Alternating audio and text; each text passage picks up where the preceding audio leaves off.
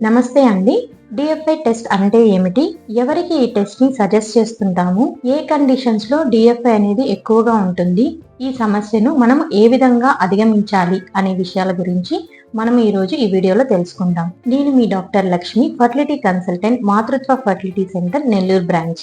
DFI test అంటే DNA fragmentation index test. దీని ద్వారా మనము వీర్యకణంలో ఉండే జెనెటిక్ మెటీరియల్ ఎంతవరకు డ్యామేజ్ అయింది అనే విషయాన్ని మనం తెలుసుకోవచ్చు.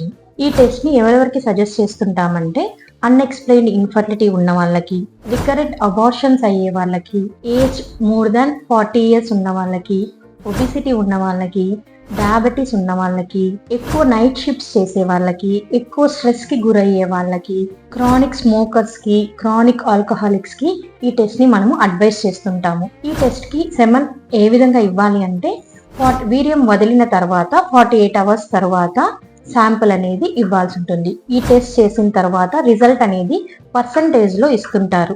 సో డిఎఫ్ఐ టెస్ట్ రిజల్ట్ కానీ మోర్ దాన్ 25% అని ఇచ్చి ఉంటే రిపోర్టు, అది పాజిటివ్ గా కన్సిడర్ చేస్తాము. అంటే వీర్య కణాల్లో ఉండే జెనెటిక్ మెటీరియల్ ఎక్కువ శాతము డ్యామేజ్ అయిందని అర్థము.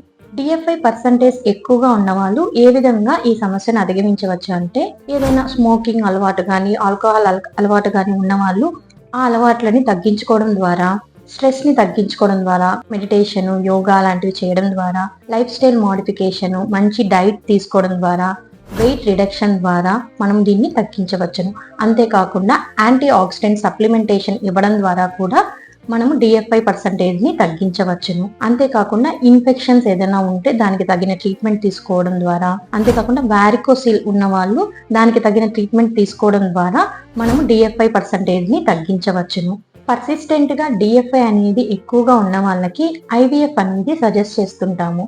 ఐవీఎఫ్ ద్వారా గుడ్ క్వాలిటీ స్పర్మ్స్ ని సెలెక్ట్ చేసుకొని దాన్ని ఇక్సీకి యూస్ చేస్తుంటాము. దీని వలన యూప్లాయిడ్ ఎంబ్రియోస్ అంటే మంచి జన్యు పదార్థం ఉండే పిండాలు ఏర్పడే ఛాన్సెస్ ఎక్కువగా ఉంటాయి. అంతేకాకుండా ప్రెగ్నెన్సీ నిలిచే అవకాశాలు కూడా ఎక్కువగా ఉంటాయి. Thank you.